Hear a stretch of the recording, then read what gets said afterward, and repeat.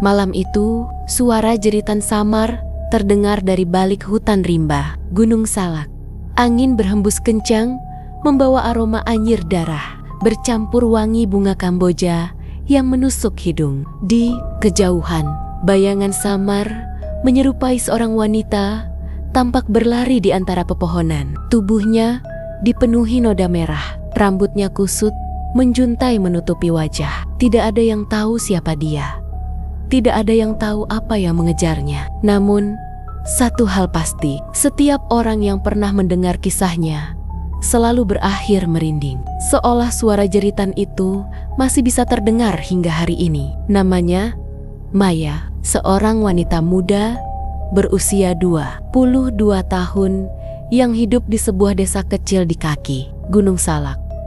Hidupnya penuh dengan kesulitan. Ayahnya sakit keras sejak lama. Ibunya hanya bekerja sebagai buruh cuci, dan utang keluarga menumpuk hingga membuat rumah mereka hampir disita rentenir. Maya sebenarnya seorang gadis cerdas dan pekerja keras. Namun keadaan tidak pernah berpihak padanya. Setiap malam ia hanya bisa menatap ibunya yang kelelahan bekerja, sementara ayahnya berbaring tak berdaya, menahan sakit tanpa mampu membeli obat. Rasa putus asa itu mencapai puncaknya ketika seorang wanita tua misterius menghampirinya di pasar. Wanita itu bertubuh bungkuk, matanya redup namun tajam, seolah bisa membaca isi hati siapapun yang ia pandang. Tanpa banyak bicara, wanita itu berkata, "Jika kau ingin kaya dan membayar semua utang keluargamu, datanglah ke hutan Gunung Salak malam Jumat Kliwon.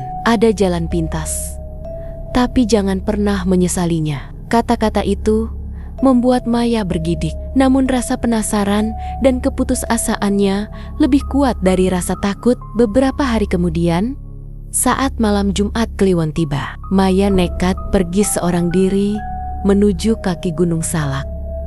Malam itu sunyi, hanya suara jangkrik dan sesekali lolongan anjing dari kejauhan. Namun semakin dalam ia melangkah ke hutan, suasana semakin aneh. Bau dupa tercium samar, lalu terdengar suara gamelan Jawa yang mengalun lirih, entah dari mana asalnya. Maya teringat pesan wanita tua itu bahwa ia harus mencari sebuah gubuk reyot di tengah hutan, tempat ritual pesugihan terlarang dilakukan. Setelah hampir 1 jam berjalan, Maya akhirnya melihat cahaya redup dari kejauhan. Sebuah gubuk tua berdiri di tengah pepohonan besar yang menjulang tinggi. Atapnya hampir roboh, namun dari dalamnya terlihat nyala api kecil dan suara bisikan mantra. Jantung Maya berdegup kencang. Ia melangkah masuk, dan di dalam gubuk itu sudah ada seorang pria tua berjubah hitam dengan tatapan mata tajam. Dialah dukun sesat yang akan memandu ritual pesugihan. "Jadi, kau yang ingin kaya?" tanya dukun itu dengan suara parau. Maya mengangguk, ragu. Dukun itu lalu mengeluarkan sebilah keris kecil, sebuah kendi berisi darah ayam, dan sesajen bunga 7 rupa. Syaratnya sederhana, kau harus menyerahkan darahmu, dan tubuhmu akan dipersembahkan pada penguasa gaib Gunung Salak. Setelah itu, kekayaan akan mengalir padamu. Maya gemetar mendengarnya, namun ia tak punya pilihan lain. Dukun itu menorehkan sedikit luka di telapak tangannya. Darah segar menetes ke kendi. Kemudian Maya diminta duduk di atas kain putih di tengah ruangan. Asap dupa memenuhi gubuk, sementara dukun mulai melantunkan mantra dengan bahasa kuno yang tak ia mengerti. Perlahan, suhu ruangan turun drastis, dan Maya mulai merasakan kehadiran sesuatu yang tak terlihat. Tiba-tiba, dari sudut gubuk muncul sosok pria tampan berpakaian kuno Jawa. Wajahnya pucat, namun memancarkan wibawa menakutkan. Maya membeku ketakutan. Tubuhnya tak bisa bergerak, seolah ada yang mengikatnya. Sosok itu mendekat, mengelus wajahnya dengan dingin, lalu berbisik di telinganya, "Kau milikku mulai malam ini." Maya berusaha menjerit, namun suara tercekat di tenggorokannya. Ritual itu berubah menjadi malam pemuasan nafsu makhluk gaib tersebut. Tubuhnya dipaksa untuk menerima ikatan mengerikan yang mengikat jiwa dan raganya. Ia merasa seluruh tenaganya terkuras, seolah sebagian dirinya direnggut dan tidak pernah kembali. Saat ritual berakhir, sosok gaib itu menghilang, meninggalkan aroma melati yang menusuk. Esok paginya, Maya terbangun di gubuk itu dalam keadaan lemas. Dukun sesat itu tersenyum tipis dan berkata, "Mulai hari ini, kekayaan akan mengalir padamu. Tapi ingat, kau harus selalu memenuhi panggilannya, atau harta itu akan berubah menjadi kutukan." Beberapa hari setelah ritual, hidup Maya benar-benar berubah. Uang datang, entah dari mana. Usahanya mendadak ramai, dan semua utang keluarganya terlunasi. Ibunya heran, namun bersyukur ayahnya mulai mendapat perawatan yang layak. Namun Maya sendiri mulai dihantui perasaan aneh. Setiap malam, ia mendengar suara gamelan di kamarnya. Pintu berderi terbuka dengan sendirinya, dan aroma melati memenuhi ruangan. Sosok pria gaib itu kerap muncul, menuntut perjanjian nafsu yang telah ia jalani di hutan. Semakin lama, Maya merasa tubuhnya lemah. Setiap kali sosok itu datang, ia merasa darahnya tersedot sedikit demi sedikit. Bahkan ia mulai melihat bayangan hitam mengikuti ibunya dan adiknya. Suatu malam, Maya melihat sosok gaib itu berdiri di kamar adiknya yang masih remaja. Wajahnya tersenyum dingin, matanya menyala merah. Maya berteriak histeris, namun sosok itu hanya berkata, "Aku sudah bosan denganmu." Kini gilirannya. Maya sadar pesugihan itu bukan sekadar perjanjian dengan dirinya, tetapi jebakan yang akan melahap seluruh keluarganya. Ia mencoba mencari cara untuk menghentikan perjanjian itu. Namun setiap kali ia berusaha mendekati orang pintar atau ustadz, bayangan gaib itu muncul dan mengancam akan membunuh keluarganya seketika. Maya terjebak dalam lingkaran setan yang tak bisa ia putuskan. Malam demi malam berlalu. Maya semakin tersiksa. Tubuhnya semakin kurus, matanya cekung, namun harta tetap mengalir deras. Orang-orang di desa mulai bergunjing. Heran, mengapa hidup Maya tiba-tiba berubah drastis. Beberapa di antaranya mencurigai ia melakukan pesugihan, namun tak ada yang berani menuduh langsung. Hanya Maya yang tahu, setiap sen uang yang ia pegang adalah darah dan nafsu yang harus ia bayar dengan tubuh dan jiwa. Gunung Salak menjadi saksi bisu penderitaan Maya. Ia pernah mencoba kembali ke gubuk itu untuk memohon agar perjanjian diputuskan. Namun yang ia temui hanyalah reruntuhan gubuk tua yang sudah lama ditinggalkan. Tidak ada dukun, tidak ada sesajen, hanya hutan gelap dan sunyi. Namun dari kejauhan, ia mendengar suara bisikan lirih. "Kau tak bisa lari, Maya. Harta, darah, dan nafsu akan selalu menjadi milik kami." Hidup Maya berubah menjadi teror abadi, sebuah perjanjian gelap yang tak pernah bisa ditebus. Sejak malam itu, Maya tidak pernah bisa tidur dengan tenang. Setiap kali ia memejamkan mata, bayangan pria gaib berpakaian Jawa kuno itu muncul di hadapannya. Terkadang ia berdiri di sudut kamar, hanya menatap tanpa berkedip. Terkadang ia duduk di sisi ranjang, mengusap rambut Maya dengan tatapan penuh hasrat. Maya hanya bisa gemetar sambil menutup wajah dengan selimut. Namun tak ada yang bisa menghalangi sosok itu untuk menyentuhnya. Hari-hari Maya di desa tampak normal di mata orang lain. Ia mulai membuka warung kecil yang selalu ramai pembeli. Anehnya, meski stok barang terbatas, warung itu tidak pernah kehabisan persediaan. Uang datang tanpa henti.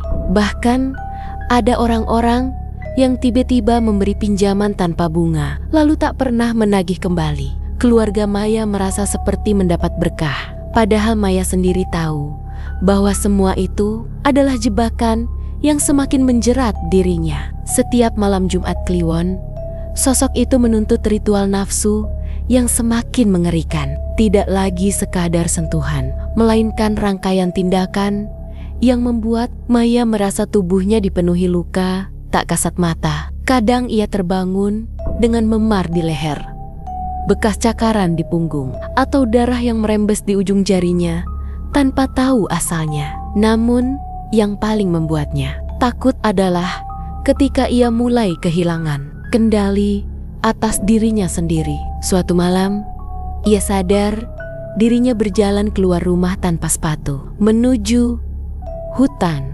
Lalu tubuhnya tiba-tiba rebah di tanah yang penuh bunga kamboja layu. Sosok gaib itu menunggunya di sana, dan ritual kembali terjadi. Ibunya mulai curiga karena Maya sering pulang dalam keadaan lelah dan pucat. "Nak, kau sakit?" tanya ibunya dengan cemas. Maya hanya tersenyum tipis dan berkata ia baik-baik saja. Namun dalam hati, ia menjerit. Ia tidak bisa menceritakan kebenaran karena siapapun yang mengetahuinya akan ikut terseret ke dalam perjanjian terlarang itu. Yang membuat Maya semakin takut adalah ketika adiknya, Rani, mulai sering sakit-sakitan. Tubuhnya lemah, matanya sering berair, dan ia sering mengigau di malam hari. Suatu malam, Maya mendengar adiknya berbisik dalam tidur, "Pergi, jangan dekati aku." Maya langsung masuk ke kamar Rani, dan matanya terbelalak melihat bayangan pria gaib itu duduk di sisi ranjang adiknya. Senyum dingin menghiasi wajahnya, seolah ia tengah menikmati ketakutan Maya. "Aku sudah bosan denganmu, Maya. Aku butuh yang lebih muda." "Dia manis bukan?" bisik sosok itu sambil mengelus pipi Rani. Maya menjerit histeris dan berusaha menyingkirkan tangannya. Namun tubuhnya terpental keras, seakan dihantam kekuatan tak kasat mata. Rani terbangun sambil menangis, sementara sosok itu lenyap meninggalkan aroma melati menyengat. Sejak saat itu, Maya tahu waktunya semakin sedikit. Jika ia tidak menemukan cara untuk menghentikan perjanjian ini, maka adiknya akan menjadi korban berikutnya. Maya nekat mencari orang pintar di desa lain. Meski penuh risiko, ia pergi ke sebuah desa di lereng Gunung Pangrango, menemui seorang kiai tua yang terkenal mampu menangani gangguan gaib. Namun, begitu kiai itu mendengar ceritanya, wajahnya pucat. "Nak, kau sudah terlalu jauh. Kau telah menyerahkan tubuh dan darahmu pada penguasa gaib Gunung Salak. Perjanjian itu tidak bisa dibatalkan dengan mudah. Mereka akan menagih sampai generasi setelahmu jika kau tidak melunasinya." Maya menangis memohon. Namun, kiai itu hanya bisa memberinya doa pelindung dan sebuah botol kecil berisi air doa. "Gunakan ini ketika makhluk itu datang. Tapi ingat, melawan mereka artinya mengundang kemarahan yang lebih besar." Malam berikutnya, Maya menyiapkan air doa itu di samping ranjang. Benar saja, menjelang tengah malam, pintu kamar berderi terbuka dengan sendirinya. Suara gamelan lirih terdengar dan sosok pria gaib itu masuk dengan senyum menyeramkan. "Maya, malam ini aku ingin lebih dari biasanya," katanya sambil mendekat. Dengan tangan gemetar, Maya menuangkan air doa ke telapak tangannya dan memercikannya ke arah sosok itu. Seketika, sosok tersebut menjerit keras. Wajahnya berubah menyeramkan dengan mata melotot merah darah. Gigi tajam menjulur dan kulitnya mengelupas seperti daging terbakar. Gubuk itu bergetar hebat. Aroma melati berubah menjadi bau anyir darah yang memualkan. Namun bukannya menghilang, sosok itu malah menatap Maya dengan penuh amarah. "Kau berani melawanku? Kau pikir air kotor itu bisa membebaskanmu?" Suaranya menggema, memenuhi ruangan. Bayangan hitam menjalar ke seluruh dinding kamar, membuat ibunya dan Rani yang tidur di ruang sebelah terbangun dengan teriakan panik. Seketika itu juga, Rani menjerit kesakitan dari kamarnya. Maya berlari menghampiri dan mendapati adiknya terbaring dengan tubuh melayang beberapa sentimeter di atas ranjang. Matanya terpejam, mulutnya bergetar, seolah ada sesuatu yang masuk ke dalam tubuhnya. Sosok gaib itu tertawa di sudut ruangan. "Jika kau menolak, maka aku akan mengambilnya sebagai gantinya. Maya histeris, mencoba menarik tubuh adiknya turun. Namun, kekuatan gaib itu terlalu kuat. Air doa yang tersisa, ia tuangkan ke wajah Rani. Dan tubuh adiknya langsung jatuh keras ke ranjang, terbatuk-batuk sambil menangis. Sosok gaib itu menghilang, meninggalkan peringatan terakhir. Kau sudah membuatku marah, Maya.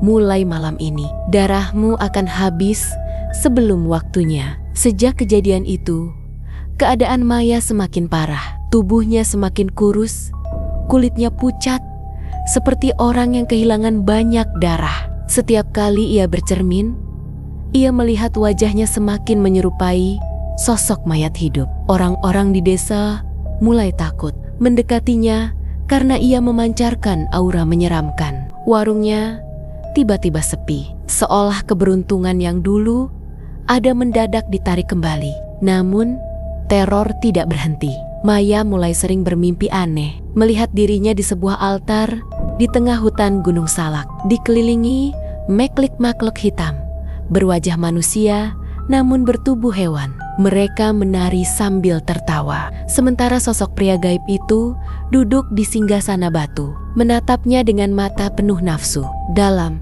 mimpi itu, Maya diseret dan dipaksa untuk menjalani ritual berdarah yang lebih mengerikan. Setiap kali terbangun, tubuh Maya penuh luka sayatan kecil. Darah menetes dari bibir dan aroma melati tetap melekat pada kulitnya. Ia tidak tahu berapa lama lagi ia bisa bertahan. Namun satu hal yang ia tahu, perjanjian itu semakin mendekati klimaks, di mana ia akan sepenuhnya kehilangan jiwanya. Maya sadar, satu-satunya cara untuk mengakhiri semua ini adalah kembali ke Gunung Salak dan menghadapi makhluk itu secara langsung. Namun, ia juga tahu tidak ada yang pernah kembali hidup setelah mencoba melawan penguasa gaib Gunung Salak. Dengan sisa tenaganya, Maya memutuskan untuk pergi ke gunung itu sendirian. Malam Jumat Kliwon berikutnya, ia melangkah ke hutan dengan tubuh lemah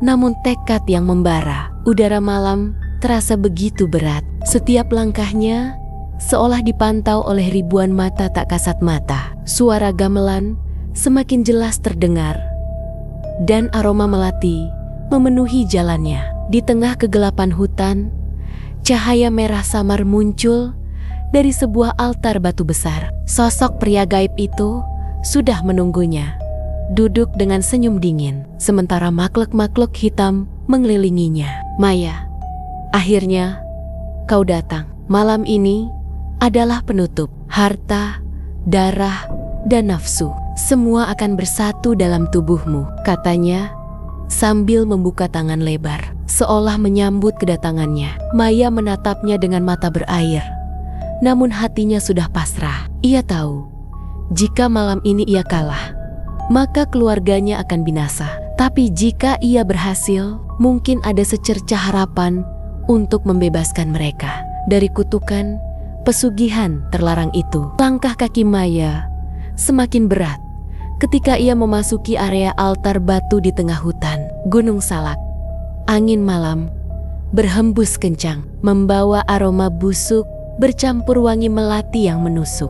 Di sekeliling altar, puluhan sosok hitam berkepala hewan menari melingkar, menatapnya dengan mata merah menyala. Suara gamelan semakin keras, berpadu dengan bisikan-bisikan yang tak jelas artinya, membuat Maya hampir kehilangan kesadarannya. Sosok pria gaib berpakaian Jawa kuno itu berdiri di atas altar. Wajahnya tampan namun menyeramkan, matanya memancarkan cahaya merah, bibirnya tersenyum licik. Maya, malam ini waktumu tiba. Kau sudah menikmati harta yang kuberikan. Kini saatnya kau menyerahkan seluruh darahmu. Tubuhmu akan menjadi wadah kekuatan baruku. Maya gemetar, namun ia memberanikan diri melangkah maju. Aku tidak mau lagi. Ambil saja semua kekayaan itu, tapi lepaskan aku dan keluargaku, teriaknya dengan suara serak bercampur tangis. Sosok itu tertawa panjang, tawa yang menggema di seluruh hutan, membuat dedaunan berguncang. Tidak ada jalan kembali, Maya. Perjanjian darah tidak bisa dibatalkan. Kau milikku, tubuhmu, nafsumu, bahkan keturunanmu. Semua akan menjadi bagian dari kekuasaanku. Maya berlutut, tubuhnya gemetar. Air matanya jatuh membasahi tanah. Dalam hatinya ia teringat wajah ibunya dan adiknya yang mungkin akan menjadi korban jika ia menyerah. Dengan sisa tenaga, ia menggenggam botol kecil berisi air doa yang masih ia bawa. Ia tahu kekuatannya terbatas, tapi itu satu-satunya harapan. Saat sosok gaib itu melangkah turun dari altar mendekatinya, Maya menuangkan air doa itu ke tangannya dan melemparkannya ke arah sosok tersebut. Jeritan mengerikan terdengar. Tubuhnya terbakar seolah disiram api tak kasat mata. Para makhluk hitam di sekeliling altar menjerit marah. Tubuh mereka menghilang satu persatu, namun sebagian justru menyerbu ke arah Maya. Maya berlari ke tengah altar, mencoba menghindari serangan makhluk-makhluk itu. Namun tiba-tiba tubuhnya terjatuh. Kakinya seakan diikat oleh tenggen-tenggen hitam yang muncul dari tanah. Ia meronta, namun semakin ia berusaha, semakin kuat ikatan itu. Sosok pria gaib itu bangkit kembali. Wajahnya kini berubah menyeramkan. Kulitnya terkelupas, matanya melotot, giginya runcing. Aku sudah memberimu kesempatan, Maya.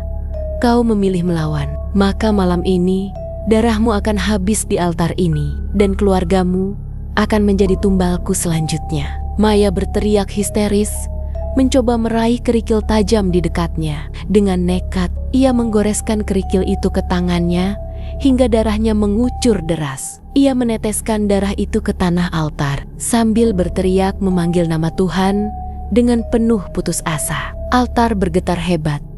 Cahaya merah berubah menjadi cahaya putih menyilaukan. Suara gamelan berhenti mendadak, digantikan oleh gemuruh petir di langit. Para makhluk hitam berlarian panik. Beberapa terbakar oleh cahaya itu. Sosok pria gaib itu menggeram marah, mencoba menahan cahaya dengan tangannya. Namun tubuhnya mulai terbakar dan meleleh seperti lilin. Maya pingsan seketika. Tubuhnya rebah di altar yang bergetar. Ketika ia terbangun, matahari sudah terbit. Hutan Gunung Salak tampak sepi. Hanya suara burung dan serangga yang terdengar. Altar batu itu masih ada, namun sudah dipenuhi lumut, seolah tak pernah digunakan selama puluhan tahun. Maya meraba tubuhnya.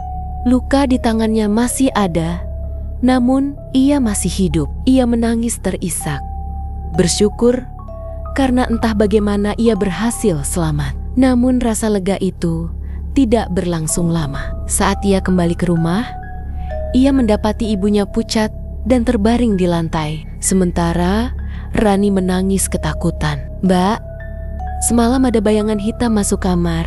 Dia memanggil namamu, lalu menghilang," kata Rani sambil memeluk erat tubuh Maya. Maya terdiam. Ia tahu bahwa meski ia berhasil melukai sosok gaib itu, perjanjian tidak sepenuhnya putus. Bayangan kegelapan masih mengikuti mereka. Setiap malam, suara gamelan masih terdengar samar dan aroma melati sesekali tercium di rumah. Hari-hari berlalu, tubuh Maya semakin lemah, seperti ada yang menguras darahnya perlahan. Ia mulai sering muntah darah, kulitnya pucat, rambutnya rontok. Dokter tidak bisa menjelaskan penyakitnya, seolah tubuhnya perlahan mati dari dalam. Rani semakin ketakutan, terutama ketika suatu malam ia melihat kakaknya berdiri di depan cermin, menatap bayangannya sendiri yang bukan lagi wajah Maya, melainkan wajah sosok pria gaib yang dulu menjeratnya. "Aku masih ada di sini."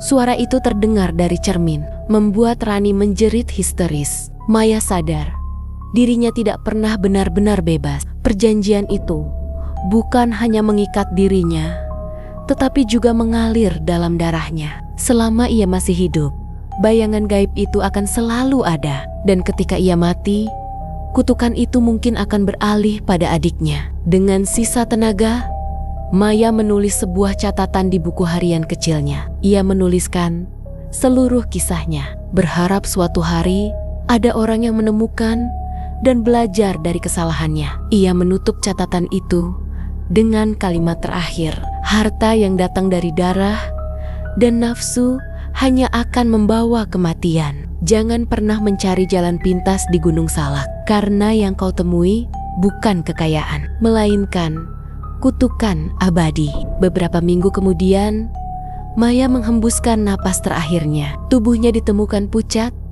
namun di wajahnya masih tampak bekas senyum samar. Namun keanehan terjadi. Setiap kali malam Jumat Kliwon tiba, suara gamelan terdengar dari kamar kosongnya dan aroma melati menyebar ke seluruh rumah. Orang-orang desa mulai berbisik bahwa Maya kini menjadi bagian dari penghuni gaib Gunung Salak. Sebuah peringatan hidup bahwa pesugihan terlarang tidak pernah membawa kebaikan. Hingga hari ini masih ada yang bersumpah pernah melihat sosok wanita berambut panjang, wajah pucat, dan tubuh penuh darah berlari di hutan Gunung Salak. Konon itu adalah Maya yang kini menjadi penjaga abadi dari ritual pesugihan terlarang. Cerita ini terus beredar dari mulut ke mulut, membuat siapapun yang mendengarnya merinding ketakutan. Sebab satu hal yang pasti, harta yang datang dari darah dan nafsu tidak pernah benar-benar gratis. Selalu ada harga yang harus dibayar. Dan harga itu adalah jiwa. Cerita tentang Maya memang terdengar seperti dongeng kelam. Namun, di sekitar Gunung Salak, kisah-kisah serupa bukanlah hal asing. Banyak warga desa di kaki gunung yang percaya bahwa ritual pesugihan masih dilakukan hingga sekarang. Terutama di malam Jumat Kliwon atau malam bulan purnama. Seorang warga tua bernama Pak Darmo yang tinggal di desa Cidahu pernah memberikan kesaksian menyeramkan. Ia mengatakan bahwa sejak muda ia sering mendengar suara gamelan dari dalam hutan Gunung Salak pada malam-malam tertentu. Suara itu tidak pernah terdengar jelas dari arah mana asalnya, seolah mengelilingi telinga dan membuat bulu kuduk berdiri. Kalau sudah terdengar begitu, jangan coba-coba masuk hutan. Itu tanda ada ritual. Banyak orang hilang karena penasaran,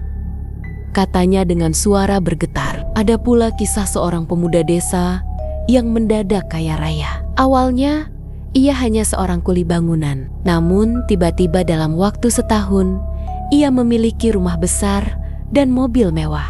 Warga mulai curiga, apalagi tubuhnya semakin kurus dan matanya cekung. Beberapa orang mengaku melihatnya berjalan sendiri ke arah hutan Gunung Salak pada malam buta, tanpa lampu dan tanpa rasa takut. Namun 3 tahun kemudian, pemuda itu ditemukan mati di dalam rumahnya. Tubuhnya membusuk dengan cepat, padahal baru sehari meninggal. Wajahnya penuh luka cakaran. Dan di kamar tempat ia ditemukan, bau melati menyengat, tak hilang berhari-hari. Kisah lain datang dari seorang pendaki yang sempat tersesat di hutan Gunung Salak. Ia mengaku melihat sebuah gubuk tua di tengah hutan dengan cahaya redup di dalamnya. Dari balik pintu yang terbuka, ia melihat seorang gadis muda duduk di atas kain putih dengan wajah pucat. Sementara sosok pria berpakaian Jawa kuno berdiri di belakangnya. Penasaran, pendaki itu mencoba mendekat. Namun tiba-tiba ia merasa tubuhnya ditarik ke belakang oleh sesuatu yang tak terlihat. Seketika pandangannya gelap, dan ketika ia sadar, ia sudah berada di jalan setapak menuju pos pendakian. Anehnya, jam tangannya menunjukkan waktu sudah lewat 2 hari sejak ia terakhir sadar. Warga sekitar percaya bahwa gubuk tua yang sering muncul dan menghilang itu adalah pintu gaib menuju altar pesugihan. Tidak semua orang bisa melihatnya, hanya mereka yang terpanggil. Dan mereka yang terpanggil biasanya tidak pernah benar-benar kembali sebagai manusia yang sama. Gunung Salak sendiri memiliki reputasi angker sejak lama. Banyak kecelakaan pesawat misterius terjadi di sekitar gunung ini. Warga meyakini bukan hanya karena kabut tebal dan kondisi geografis, melainkan juga karena adanya kekuatan gaib yang menjaga wilayah itu. Beberapa bahkan percaya bahwa korban-korban kecelakaan itu dijadikan tumbal oleh makhluk halus penghuni gunung. Hingga kini, cerita tentang Maya masih sering dibisikkan di warung kopi atau ketika warga berkumpul di malam hari. Ada yang percaya Maya benar-benar ada pula yang menganggapnya sekadar legenda untuk menakuti anak muda agar tidak mencari jalan pintas melalui pesugihan. Namun siapapun yang mendengar kisah ini pasti merinding ketika melewati hutan Gunung Salak saat malam tiba, karena beberapa orang bersumpah mereka masih sering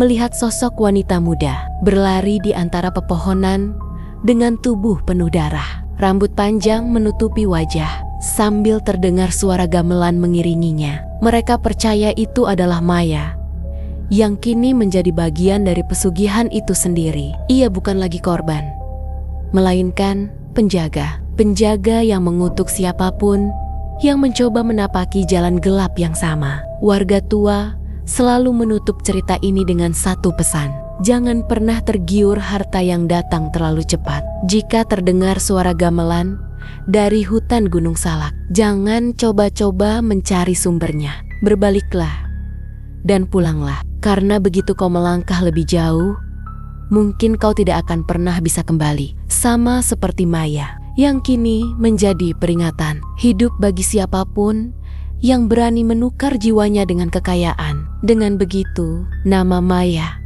dan kisah pesugihan terlarang di Gunung Salak terus hidup sebagai legenda gelap, mengingatkan setiap orang bahwa harta yang lahir dari darah dan nafsu hanya akan berujung pada kutukan abadi.